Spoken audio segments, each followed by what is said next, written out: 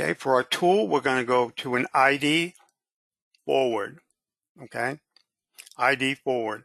So the tool is going to be cutting on the ID, but it's facing forward. It means that the tip of the tool is facing from right to left, facing like this. Okay. And for the global parameters, we're going to pick 2 points, and we're going to pick from here. Make sure your endpoint is set. We're going to pick from here, and you can see it creates a rectangle. So this is the volume or the area that you're going to be roughing out. And I want to go to this point here. Okay. And let's go back over here to the roughing tab. We're going to use linear cuts, or we can use offset. We're going to, all that should be okay.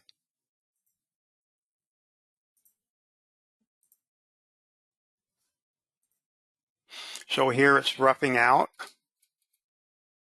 Let's go ahead and simulate that.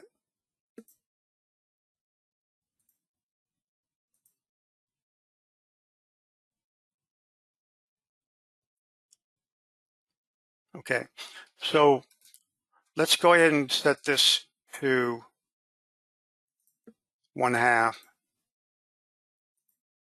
Okay, so we can see the entire inner diameter. So you see that your tool holder and your insert, there needs to be enough room that you don't hit the other side. So let's go ahead and simulate that real quick again. Okay, so let's go do a finishing operation for that portion.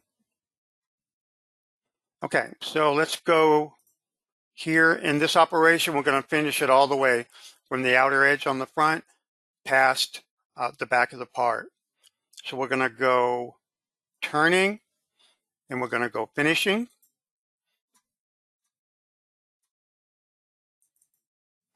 Okay, we're going to be using the same diamond insert ID forward.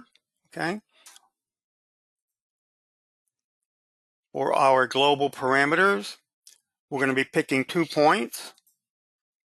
So we're going to pick this point right here. That's the back of our part.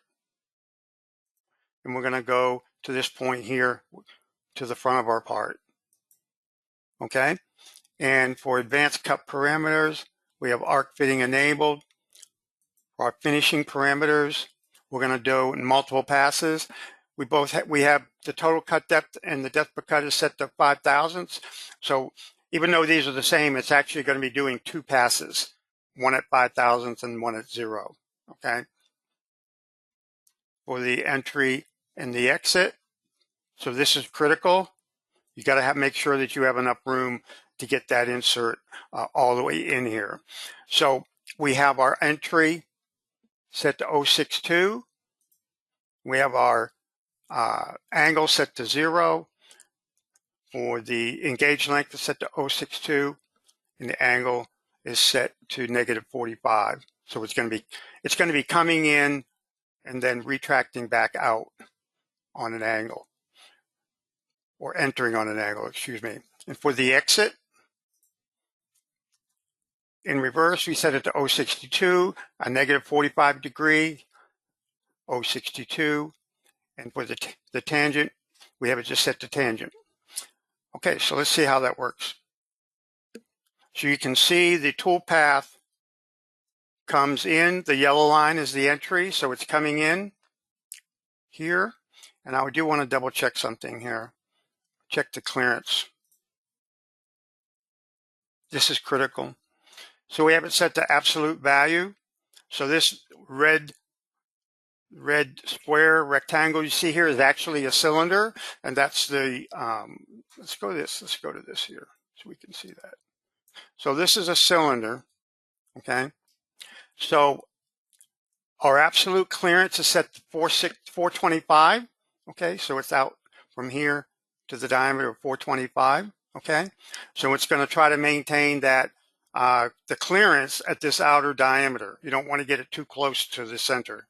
Okay, and then we have the cut transfer set to skim, so it's going to skim back along that same diameter 5 thousandths above. Okay, so everything should work fine. Let's go and generate that.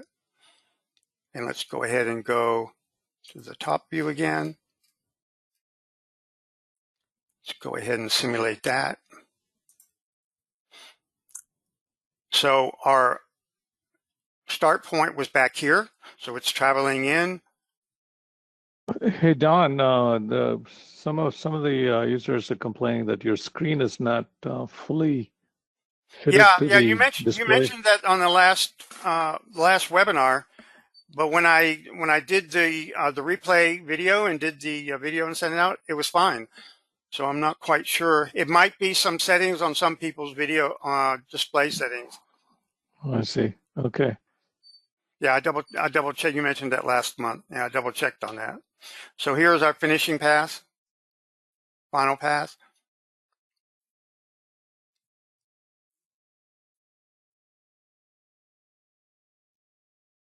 Speed it up a little.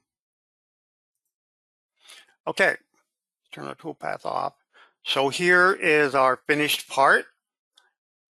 We have our outside roughed, our outside finished. We have our O-ring groove roughed and finished. We have the front facing finished.